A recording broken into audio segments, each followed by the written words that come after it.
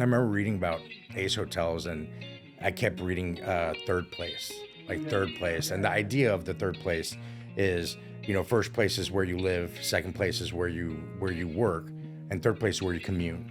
And the idea of Taco Y Vino was a place where you commune, where you want to be. It's nice enough to go and, I'll eat there on Tuesday, but it's also cool enough to where I'll bring in from out of town guests. Welcome to the Hidden City Podcast. I'm Grant. And I'm Doug, and we're here to share some of the incredible stories and people from Oak Cliff that you might not know. We're going to sit down with some of the visionaries, craftsmen, and business owners who have shaped Oak Cliff into what it is today. Oak Cliff is on the south bank of the Trinity River, a few miles south of downtown Dallas. While technically it was part of Dallas, it was its own city for a long time, and it still has that independent spirit. We'll dive into the history and the spirit of this place, exploring the different challenges and successes that defined it. This is The Hidden City, a podcast about the people and the stories that make Oak Cliff extraordinary.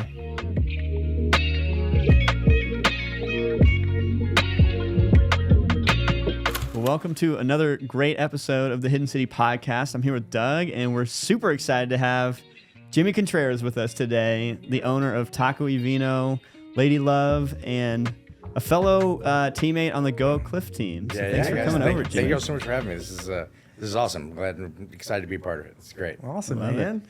Well, yeah, we're pumped, Jimmy. Like Grant and I were just starting to think through episodes and who to bring in, and you immediately came to mind as someone who was like Oak Cliff, someone who is friendly and connected, and we're pumped to jump into it. So thank you, man. Thank you for thinking of me. Yeah, we love Taco Y Vino too. I mean, we love LadyLove as well. We love it all, but Taco Y Vino's back patio, I mean, it voted number one in Dallas, I think, recently. We just got Culture Map's best patio in North Texas. Oh, North Texas. Yeah, so it was, I don't know, maybe I just added that. I'd say, it was definitely Culture Map in North Texas, so yeah. But, and actually it was dude, I'm going to Create Atelier that they designed it for us during the pandemic. And nice. That was, it was real funny. I always say that during the pandemic, everyone improved and did their houses up right. My house looks like shit, but my restaurant looked great. You know what I mean? Like my restaurant crushed it. I added that back patio, and yeah, Oak Cliff is thankful for it. I'm thankful for it too. Trust me. So was that a pandemic related? We're going to add this so that we can kind of keep business rolling. Was that how it started? What it was I was concerned that when the whole pandemic thing happened, that they were going to stop the supplemental income for all the people that were furloughed. Mm-hmm. You know, so thinking that it's going to be shut off every day, I was like, dude, I need to figure out how to make money for servers. You know, like we weren't going to be able to open up the interior. Yeah. So I was like, we've got to push everything outside. We didn't lay anyone off. We kept all of our kitchen staff. And I was like, kept them at regular pay. I think we actually did a pricing, pay raise increase that time. That's amazing. And I was like, I've got to make money. Like I've got to figure out how to make this happen, because we weren't ever worried about shutting down, but it was always still there. And small it was business. That's how it works. I was like, don't forget we pay taxes on Thursday. But it's like so I was just kind of thinking, like, how do I get people back? How do I make servers money? And the patio was a natural thing. So I remember we met at Sketches of Spain, and we just looked over as like a lookbook and looked at things we liked. I was like, I like this, like this, like this. I was like, I love this, but I can't afford this. I was like, I've got like $10. And so we went at it and kind of did it on, and not necessarily in stages, but like definitely went and draw it out like over 2 months. And it's been great. It's really been a lot of fun. It's almost like your own little place to have, to yourself, Yeah. It's you're just secluded from everything. It's such a quick recommendation when people are like, hey, I'm in Oak Cliff, or I'm here. I'm like, oh, go see Jimmy at Taco Y Vino. Like go at that back patio.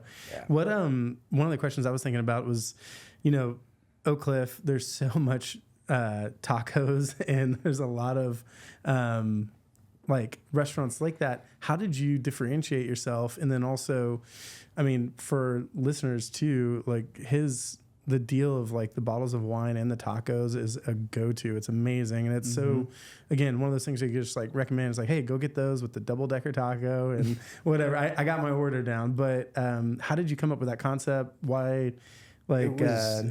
Why'd you go into it? Yeah, when- tacos and wine. like March, I think it was like March 16th is when we found out like all the restaurants were going to have to shut down. Okay.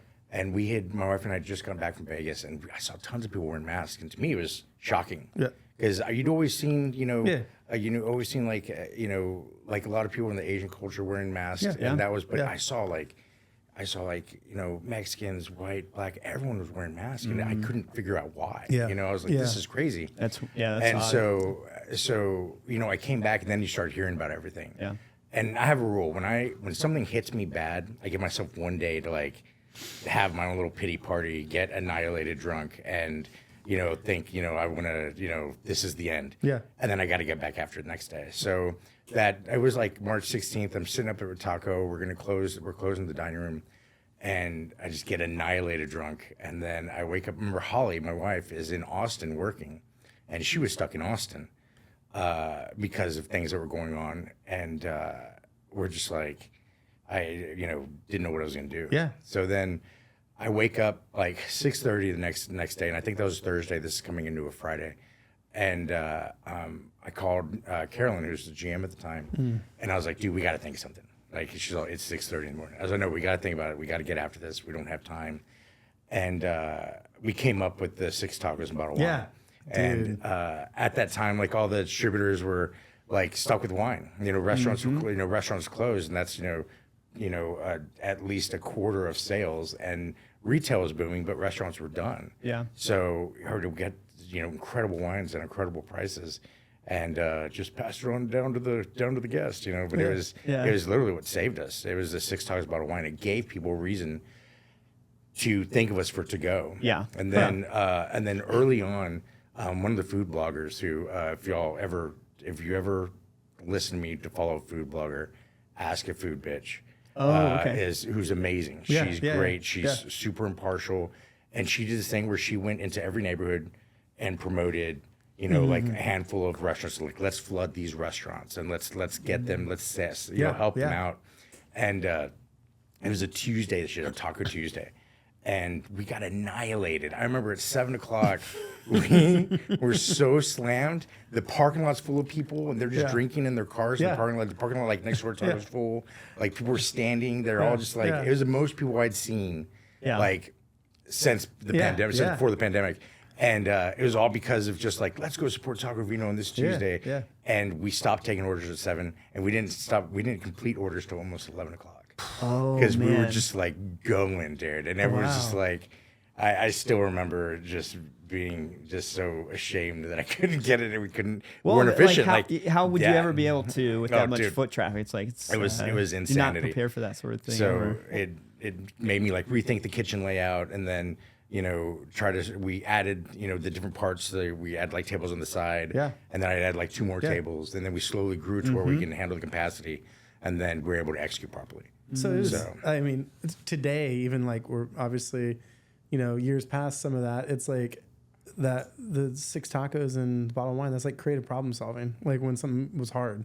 Yeah, like totally. that's how you came up with that. And it's still a part of the DNA today, which is kind of cool. Oh yeah. It's definitely something that we've become famous for. Yeah. That's awesome. Have you always been in restaurants, Jimmy? Or is like, when I think of Oak Cliff restaurant tours or chefs of sorts, it's like your name obviously is here. Like, have you always been in that or known for that? My first job was we called it the Hispanic Employment Bureau, HEB, and I was a courtesy clerk.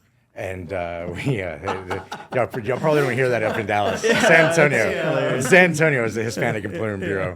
And so I went and I was a courtesy clerk for like a couple of weeks, and then they put me on milk, and that location sold more milk than any other supermarket in Texas. I love it. So all I did was pull milk out of crates off of pallets in a cooler and just stock shelves. Okay. And I remember playing football and smelling old milk on my hands. Stop. And just all the time, I always smelled Yeah. like milk. Yeah. And I felt disgusting. Yeah. I was Old like, milk. I went there. I was like, guys, I've got to quit. Yeah. I can't Yeah. do this. They're like, just wait, get us through Thanksgiving, and then we'll put you back up front. Okay. And they didn't. They just kept me in milk. And I was like, that's it. I'm done. Like, I can't do it. And, my goodness. I think it ruined my relationship with milk. And So then I went to go work at the Hyatt Hill Country Resort in San Antonio. Nice. And Spring Hill Cafe or something like that. And that was it. Like, there was this guy there, and he was the food and beverage director. Always wore like dope suits, had his hair slicked back, and I felt like, then he was like 6'4", 6'5", just this monster of a guy. Yeah. And he's walking me through the back, and we walked past this like cappuccino machine, and this is before like that coffee was cool. You know what I mean? It was like, this was like cutting edge for them. And they were serving it in a restaurant. They had like a coffee thing where they were doing like lattes and all this other stuff, because I was literally 16. And he goes and he stops midway, and I almost run into my stop myself. And she's like, "You're doing that wrong." He's like, "You've got to listen to the cappuccino. You've got to listen to the milk. You're burning the milk. You're too far in. You need to float over the top." All this without looking at the operation of the actual coffee, just hearing it. And I was like, dude, this guy's badass. Yeah. Like, this guy's a professional, and just enamored with that. I was like, that's what I want to be. And so, it's kind of how all that, that's where that started, I think. So you kind of got a sense of what it really takes to be a craftsman in that moment. I feel it sounds like this guy was a big inspiration for that. How did that continue to translate through your philosophy as a restaurant owner? And again, I'll say you were speaking about your employees and how you took care of them during COVID. I feel like you've always been an industry guy. Like, you care about the people working in the industry. Yeah. How does that translate to the way you think about hospitality and the purpose of your business? It's Whit Myers was one of our mentors in wine, not so much in service and hospitality, but he was one of my wine guys, and he used to call it the rule of three guests. The guests that come in the front door, the ones that obviously pay and support the business, the guests that come in the side door, which are the employees that actually make the business happen, and then the guests come in the back door, that your delivery people, salespeople, things of that nature. And they're all guests. They all choose to be with you. And, if you treat them all right, they choose to come back. They choose to support you. They choose to spread your word. And so that's something that always resonated with me. Like, I was like, everyone chooses to be where they're at. So why wouldn't you want to make it, great for everybody? Take care of everyone, and hopefully they'll understand or want to take care of you as well. It's not so much like a Buddhist thing, but it's more of a just do right. Be right, do right by people, be right to people, and treat everyone with respect. That kind of reminds me, I had a photography mentor who was talking about this, where he was like, you might not, like, I might not be the most technically best photographer or whatever during the studio session, but I'm always trying to be kind to the client and trying to, like, hope that they enjoy, like, the time that we're there. And it's kind of, the client sometimes remembers those moments more than, like, even the photos or something. Like, it's not to say it's not about the craft, but it is there's a part of this that's like, hey, it's relational and people enjoy that part. Yeah. I'm going to butcher this quote, I'm sure, but somebody said something along the lines of, it's not what you say to people that they remember, it's how they made you feel or how you made them feel, I suppose. Yeah. And I think that Jimmy's, it's always been a welcoming experience at Taco, and I've never been able to, like, put my finger on the exact thing, but it's like something that you just embody as a business owner, or, I know we stumbled into unreasonable hospitality as a philosophy that we kind of like really enjoyed learning about, and the moments that you can create for people that are just make them feel a certain way. They're not going to maybe remember the conversation you had with them, but they'll remember how they felt. That's exactly. I was going to name drop that book, because that's been our favorite kind of recently. I don't know if you've heard of it. No, I totally checked it out. Unreasonable Hospitality. They he had a restaurant in New York. Is it? Well, it's Danny Myers. Danny Myers. That's it. Okay. I'm gonna forget the guy's name, but he worked for Danny Meyer. Okay. Started. It's restaurant oriented, which is kind of. That's cool. Fifth Ave. No, what is Madison. Madison Park. Yeah, Madison that's Park. it. Yeah. They wanted to bring the craft side of kind of like stuff instead of like the chefs always solely focusing on like the dish being the most amazing thing. They're like, no, we want hospitality to be what we focus on as a craft. And anyways, we've been reading it. Our friend Jeremy McCaslin shared it to us, and we've just been kind of in that mindset a little bit with Wax Space and any of these other businesses, is just like, how do you take care of the client, but then also the employee and all the people around you, man. You're absolutely right. Like how if we're constantly pushing ourselves to be better, we will be. And it's don't rest on laurels, always trying to push yourself to be better. And the fact that, we're all in this and, some people may deem us as being successful. I think we always need to challenge ourselves to be better. My whole thing with Taco I remember I had to write like a little blurb right before we opened. And I remember reading about Ace Hotels, and I kept reading third place, third place. And the idea of the third place is, first place is where you live, second place is where you work, and third place is where you commune. And the idea of Taco Vino was a place where you commune, where you want to be. It's nice enough to go and, I'll eat there on Tuesday, but it's also cool enough to where I'll bring in from out of town guests. Yeah. And so it's approachable and affordable, and it's your neighborhood spot, but you still are cool with like bringing it, not being like stuffy, But third place is definitely a big part of that. That's the records, the communal wine, the wine bottle being shared, not pushing by the glass, but focusing on bottles of wine, because you're constantly reaching into the center of the table. I think chips and salsa are great. I don't have them in the restaurant, but it's kind of funny. But the idea of reaching into the table, when you do that, you say you make the best.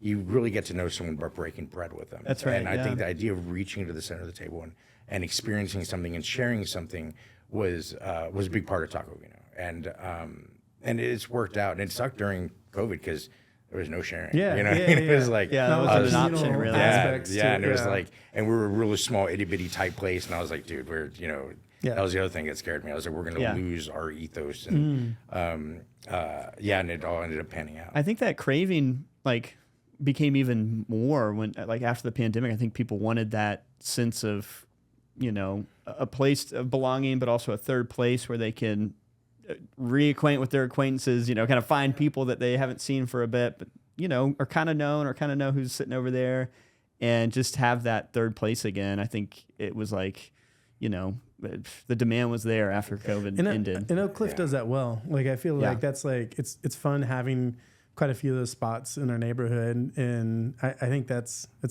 cool that Jimmy's created something that is on par with all those things and adds to the neighborhood on that too. So tell us about LadyLove, because this was a project with you and Grover. So Grover would come, and him and the staff at Spinster, they'd spin on Mondays at Taco, and so and this is Spinster Records and Bishop Arts. And Bishop Arts, and we would go, and Holly and I would go and sit up there and drink and just listen, and Priscilla would go and spin, and she turned me on to the Marias, and I just love listening to their record sets because it introduced me to stuff that I hadn't already heard, I wasn't aware of, was I've forgotten about.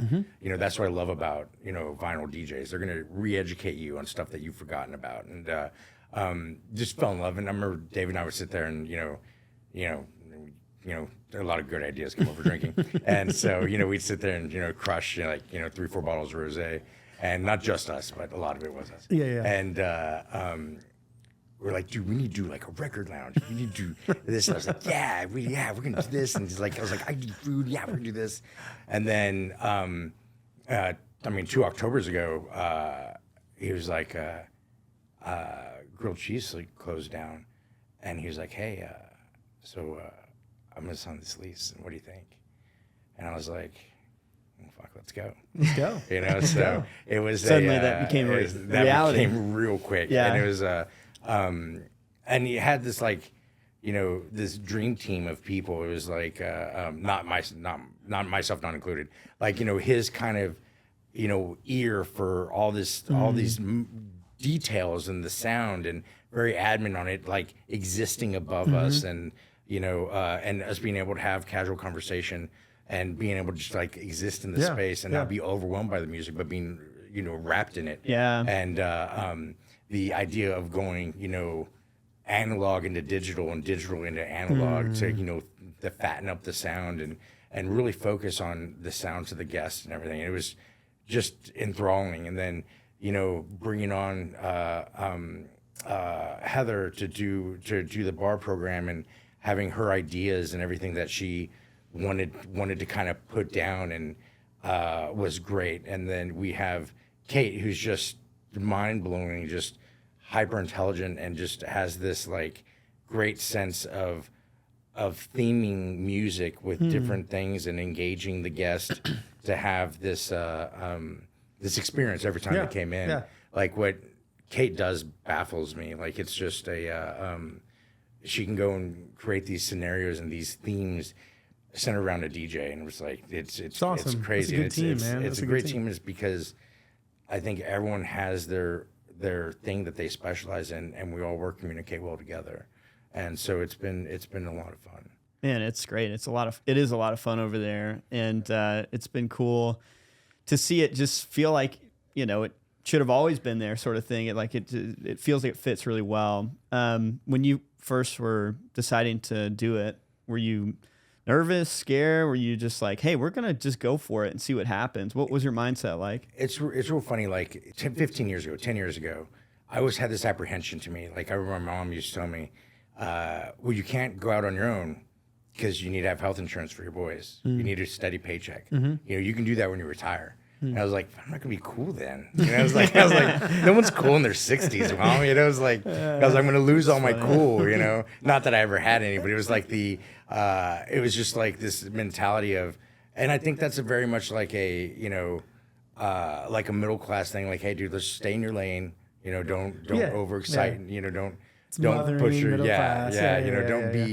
don't think too much of yourself. Like just don't go take collect too your many paycheck. risks because you get burned by that. But then also like, what if you make it? You Yeah. know what I mean? Like, so I've kind of taken this thought process of like, you know, you need to push yourself. If you're not pushing yourself, you're languishing. You know, no one wants to, like we said earlier, we're talking about like, you know, you always want to get better. You know, you don't want to regress, you know? And I feel that way about, you know, myself, and I try to instill that in my boys. And, you know, like we are, you know, you want to do better for your kids, you want to do better for yourself, you want to do better for your family, and you don't want to regress.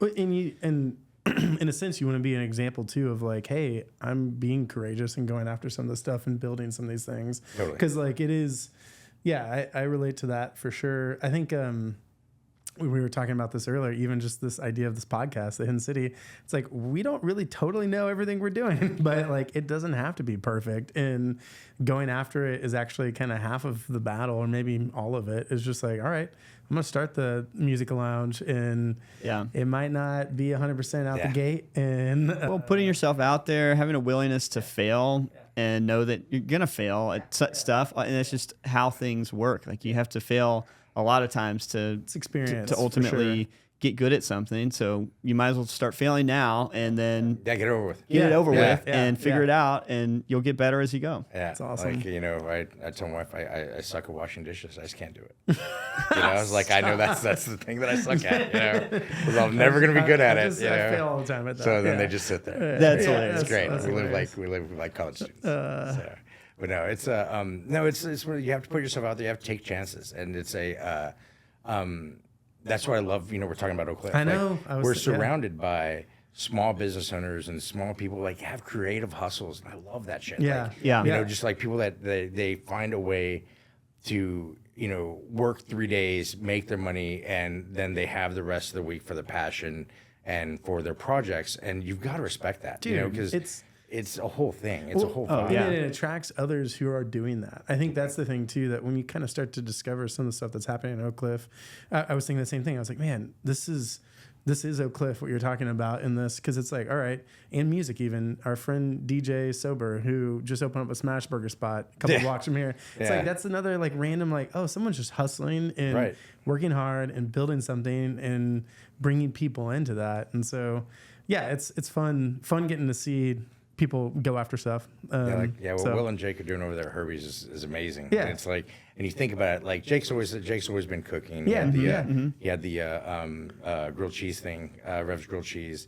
and then that was always dope. And then Will kind of told me what was going on. I was like, what? Yeah. Were you You serious? kind of Like, helped him out a little bit too. I think, oh no, right? that was Like, just like, you're just giving some advice. Yeah, just or- helping out. And I yeah. remember the day before they opened, he's like, dude, I didn't get my toast system. And I was like, you don't need toast. And they had 2 square systems Yeah. sitting there. And Holly and I were just there to check out the space. Nice. And we ended up setting up the square system Oh, for nice. him Good. on that. Dude, And that's so, good. yeah, See, and then we that's had the- but it's the That's Oak Cliff. That's Oak That's Cliff. Oak Cliff, Kinda dude. how it Yeah, looks, like man. it's. I agree. It's such a unique environment in the fact that it really helps breed and cultivate these little small businesses and these people to kind of do their own thing and be their own people. We were talking. We had Liz Lanier from Joy Macaroons. She gave a Texas talk, and she was talking about the same thing where Megan Wilkes at Emporium Pies was like, "Hey, just come use the kitchen, and you can kind of start a little bit over here." And she started building stuff out of that, and it's like, oh, people are helping each other too. Like they realize, like, hey, there's hustle, and there's like parts of this where you can reach out, and others want you to do well, and like. There's like this collaboration that's happening that's it's special. What is it about Oak Cliff that cultivates that, in your opinion? I mean, like, what you guys is like, I'm sure this happens elsewhere, but it seems like it's pretty intensely felt here in Oak Cliff. Like there is a lot of. I agree. It's when I first I was living in Colleyville and I had my son and was just slinging wine, and it's I had a little boy, so I thought I needed to grow up and get out of restaurants. So I went into sales, and I was calling Jennifer Uger, and who's Lucia, and then at that time, Jess Jeffers, who was Bolsa, and those are 2 of my accounts. I said, man, I love it down here. They're like, you need to move down here. Yeah. Literally, Jennifer took me to her house. We got in her car. She had this Grand Cherokee. She blew through all the stop signs in the neighborhood, and we go and see her house. Like, dude, this is a dope house. She's like, this is a nice neighborhood. You need to be here. Yeah. And I was like, well, I can't afford this area, but I can afford Kid Springs. And so I, not soon thereafter, literally, I packed up, brought at that time just my one son, and his mom and myself. We all moved off of Haynes, right there, walking distance, like a 2-minute walk into Bishop Arts, and became enamored. Where I really fell in love was what later on became Go Cliff. It was Amy Cowan and Jason Roberts did this huge Obama though. Yeah. Remember like the when he got elected? Yeah, it was like the initial street party. So they had the street party. Yeah. And like that, I was like, dude, I gotta be here. Like this is where I need to be, And I remember when he got reelected the second time. I remember you just sitting in your house, you heard people cheering outside. Yeah. Like it was just like it's this energy that's always had, and people just proud of it. You know what I mean? Like people take pride in it. It feels like a neighborhood. It Like, totally I think does. Yeah. You were talking about even Amy and Jason doing a lot of the kind of Go Cliff stuff. Like we now get to help run this organization that does Bastille on Bishop and the Mardi Gras Parade and Blues Bands and Barbecue, and it's I think that's why we do that too. Totally, is it brings neighbors together. Yeah, and it's like we couldn't let that die. Yeah, they had done their time. They were, I'm sure, exhausted from it, and we're the next suckers. Yeah, it's like So it's the but it's true that like we I think couldn't. Jason said that to me once too. He's like, "Are you tired of this yet?" And you're like, "Yeah, kind of." Yeah, real close. Yeah. But it's the betterment of the neighborhood. It's again going back to taking one for the team, knowing it's the best interest of everybody. Yeah. Right. And that's what Go Cliff is. Yeah, And it's yeah. like, does it suck all the time? I mean, we have a lot of fun. Oh, yeah. We have a lot of fun. We have that. There's just Especially on yeah. July 14th. Yeah, July 14th is a lot of fun. Yeah. But it's like, you get to hang out in the streets and get drunk in your neighborhood. Yeah. It's great. And you can walk home sometimes. Well, And it's tied to the history of the place, which is hilarious to me with the La Right. Reunion. La I mean, it's like Reunion, we've got these deep-seated rituals French almost. roots in Oak Cliff, which is cracks me up. So, Jimmy, tell me a funny story or a good story about your time in Oak Cliff. There's a lot of them. But the one that always get the biggest kick out of telling is like, I remember moving and I called my dad. And I was like, living in Oak Cliff, and he's like, in Oak Cliff in South Dallas. I was like, yeah. And he's like, cool. Well, that's great, mate. That's awesome. He's like, let me call you back. And so I was like, okay. And I like 10, 15 minutes later, he called back from my uncle, who lives in Mesquite. He used to live in Oak Cliff. I had aunts and uncles. 2 aunts and an uncle lived in Oak Cliff growing up, so we'd come up here for summers and stuff like that. And I was born in McAllen, Texas, the border town of Rio Grande Valley, and then like 9th grade year moved to San Antonio, And then, so it's kind of a little bit of my background. But my uncle calls me. He's like, Mijito, did your dad tell me you moved to Oak Cliff? I was like, yeah, because you remember right down the street. I'm trying to remember where you lived. And he's like, Mijito, we left Oak Cliff because it wasn't safe. And we're way more Mexicano than you. And I was like, yeah, no, it's not like that anymore. It's not like that anymore. And I remember like I sent an article to my mom, and it was like the big thing going on was when women at that time were bending over working in the gardens, they'd walk with BB guns and shoot them in the butts, and it was just like, horrible. And it was horrible. And then, but I was like, oh, look at all this gun violence, and then, yeah, I mean, what I fell in love with Oak Cliff was because it's very similar to where I grew up in McAllen.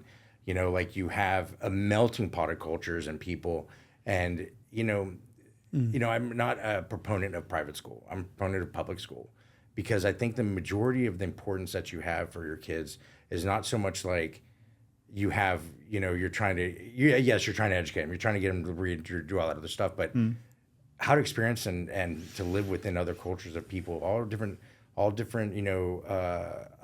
income levels and different backgrounds, ethnicities.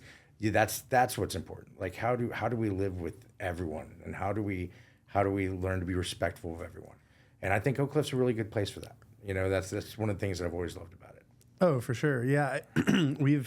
When we used to run the TX studio, some people we got a lot of comments after we would do the galleries. Like once a year we would do, and it was always like, man, this is like such a diverse crowd. Like, how does this happen? And I was like, this is literally just our neighbors. Like, this is who's here. And I always was like, it feels different in Dallas. Not that Dallas is always everything's so separated. I don't know. No, it totally is. Maybe it totally is, but Oak Cliff feels refreshing in that way.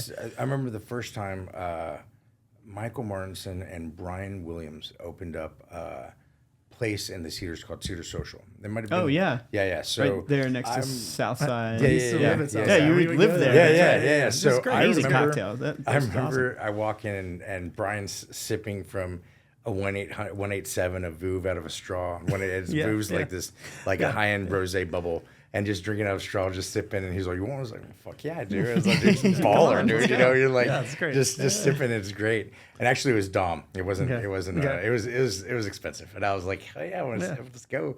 And I remember just looking out the crowd and seeing like white, Black, and Hispanic, and everyone hanging out and just vibing and chilling, and like it was just so cool because I felt up to that point, it was white, it was Mexican, it was Black. Very, very rarely did you see them mingle or be in the same spot together, like hanging, and that goes back to to one of the things for Taco Vino. I wanted it to be for everybody. It's not just. Not just like white people with tacos, and but everyone, I wanted to introduce people to wine and introduce people to tacos and like hang out and like just vibe in a space. And I remember even after I opened, someone said, I was like, yeah, I want to go off the spot in Jefferson. I like this cool spot. They're like, that's only Hispanic. Like Jefferson's only Hispanic. I was like, dude, it's like 2 blocks away. Right. Yeah. And, and they're like, no, it's you've got to pick. Are you going to be a Mexican place, or you want to draw Mexicans, or you're going to be a white place, you want to draw white? What do you want to, and where are you going to make your money? Huh. And I was like, dude, I don't agree. Yeah. And it was I was like, you don't have to be one or the other. Yeah. Why like, what is it where the adage goes like, feed the king, live like the pauper. Feed the pauper, live like the king. It's so good. And it's like it's so good. That's something that like, why just go after, like, why just appeal to one particular audience? Yeah. Appeal to everybody, and you have a vibe, so hopefully we get that. Hopefully Taco gives off that, where it's accepting of everybody, it's for sure. Not just a safe taco place in Oak Cliff, you know what I mean? Yeah. So, and I stole that line from Pejman. I used to live down the street from LCI. Yeah. And he would go and sit on my step in front of my house and just eat. He'd get high as fuck and go buy tacos, and then he'd sit there and eat on my stoop. He's like, "This is my safe taco place." And I was like, "Heard." I was like, "Gotcha." I was like, "I'm still in that. I'm still in a safe taco place." So that was kind of that. Then Unofficial tagline. yeah, right. This Hilarious. is a safe taco place.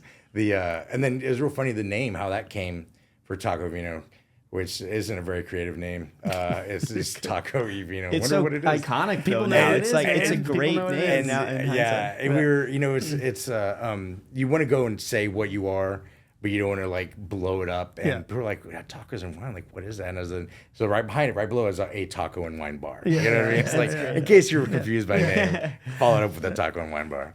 But yeah, we're just eating LCI tacos. My family and my wife and I are drinking rosé, and kid Colin that was doing a bunch of woodwork in my backyard.